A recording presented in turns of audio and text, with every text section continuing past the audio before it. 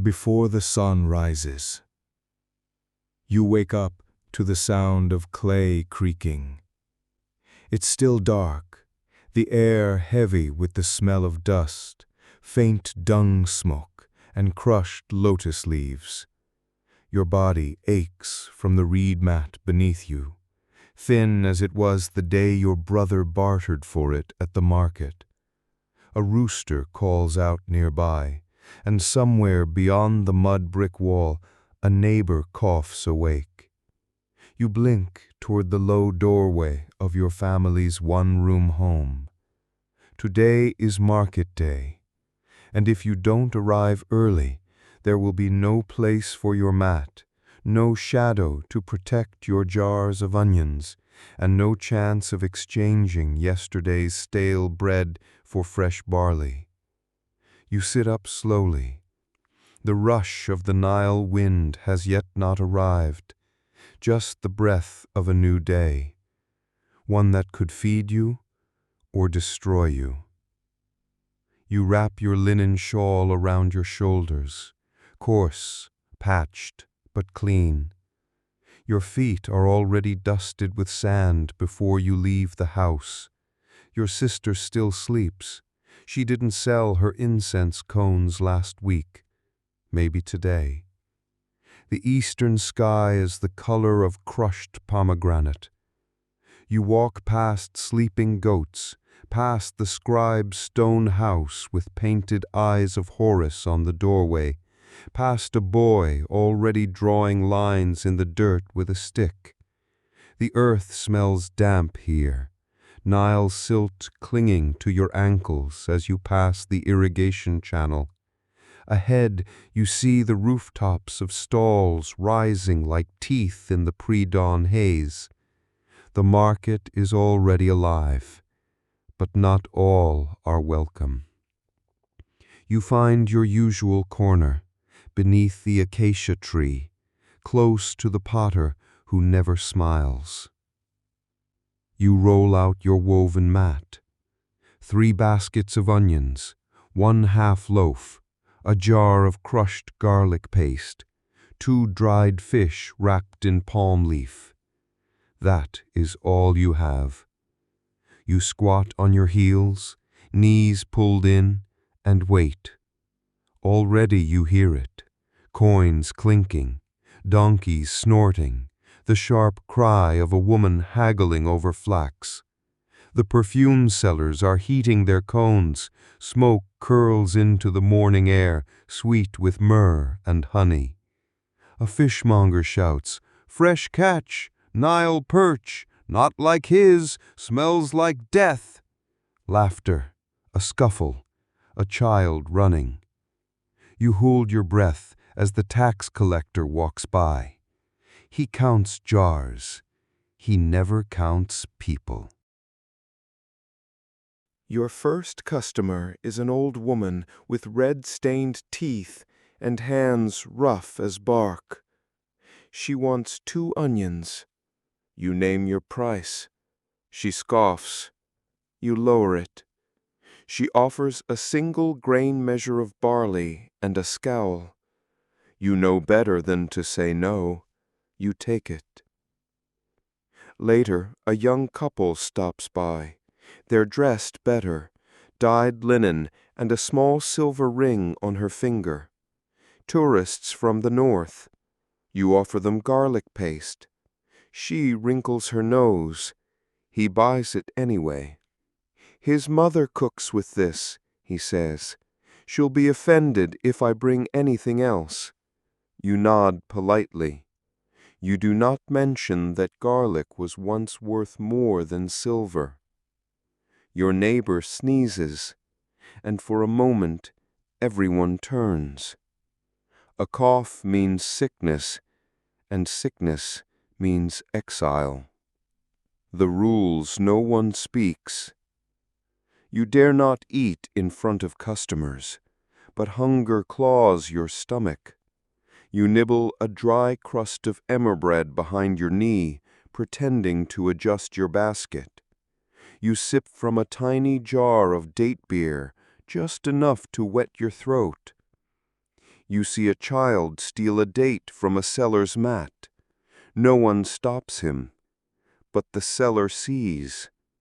He follows, and when he returns, he is wiping something from his hands. The law here is simple. If you cannot pay, do not touch. If you touch, you belong to the crowd's judgment, and the crowd is rarely kind. His name is Jetu.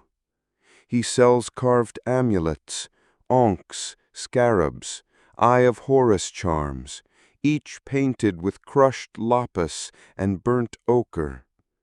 You've watched him for weeks. He laughs easily. He sharpens his knife on his sandal. He once gave a bracelet to a crying child and told her it was blessed by Hathor. You do not know if he notices you, but this morning he nods, just once. It's nothing, but it keeps you warm until midday. Midday heat, hidden fears. The sun is merciless. The shade is crowded now. Women selling oil, bread, painted ostrich eggs. You share your mat with a girl no older than 12, her baskets heavy with lotus roots. She says nothing, but you see the bruises on her wrist. She flinches when a man walks past. You give her an onion. She stares at it like it's gold. Meanwhile, the perfume seller collapses. Heat stroke, maybe, or worse. They carry her away.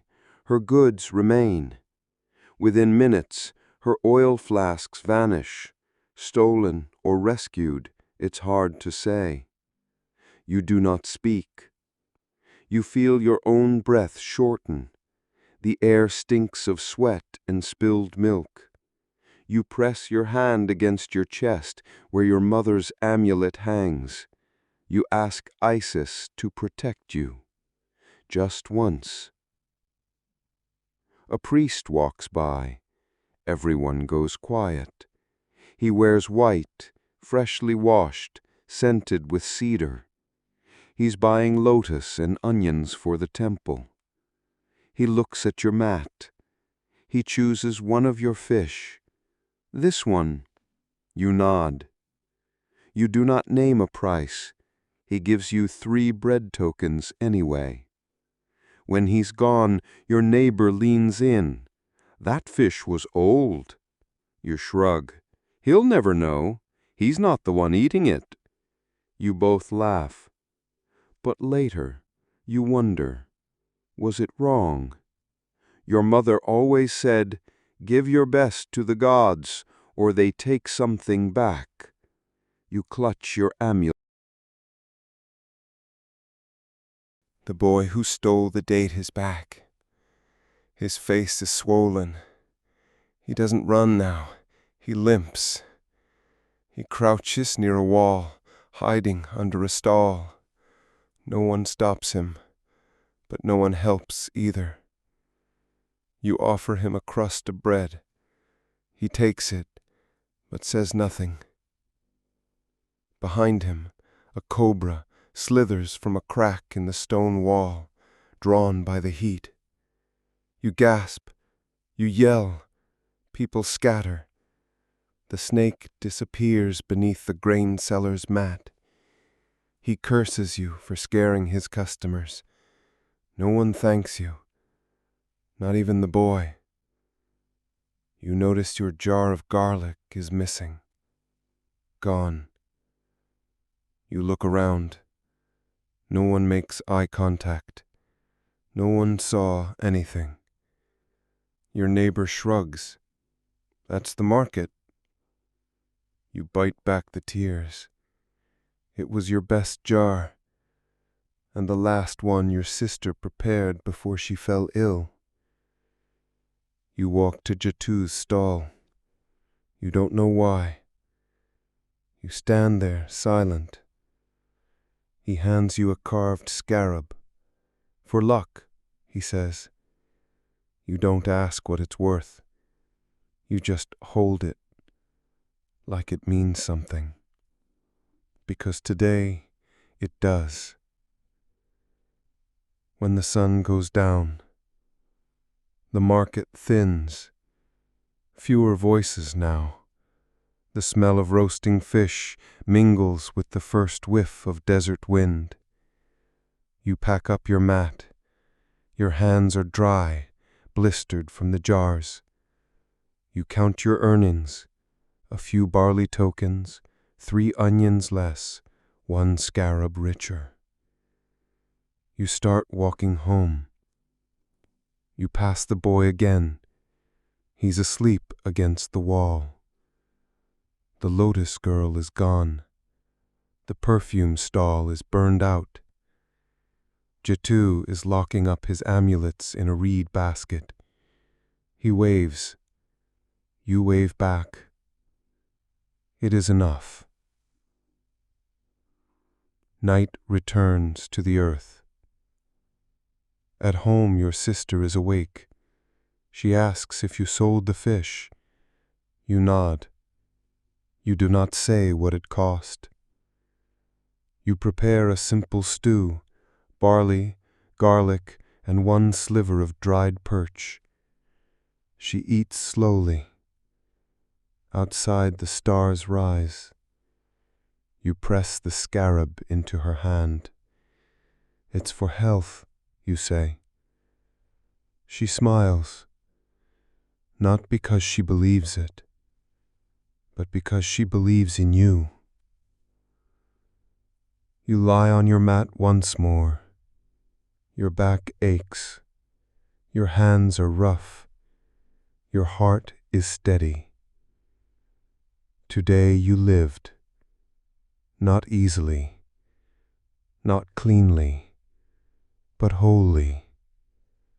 And tomorrow the market will breathe again. There will be shouting and stealing and laughter and fear. There will be love, small and silent. There will be danger, but you'll walk into it again. Because you must.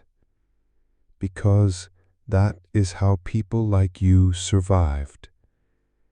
Because hope in ancient Egypt did not look like a promise.